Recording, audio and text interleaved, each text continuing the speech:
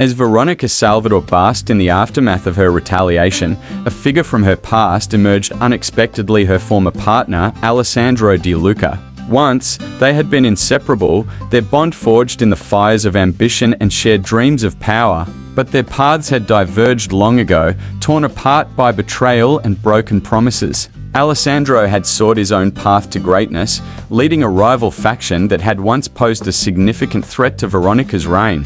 Now, as he stood before her, his gaze filled with a mixture of admiration and defiance, Veronica felt a tumult of emotion stir within her. Memories of their shared past flooded her mind: the whispered promises, the stolen moments of intimacy, the bitter betrayals that had torn them apart. For a fleeting moment, Veronica allowed herself to entertain the possibility of reconciliation, of joining forces once again with the man who had once been her equal in every way. But she quickly banished the thought, knowing that sentimentality had no place in their world. Instead, she met Alessandro's gaze with a steely resolve, her expression betraying none of the turmoil raging within her. She knew that their reunion could only end in one of two ways: with a renewed alliance that would cement her power, or with a bloody confrontation that would leave one of them dead. And so, with a voice that brooked no argument, Veronica issued her ultimatum. Alessandro could either swear allegiance to her and join her organization, or he could face the consequences of crossing her once again.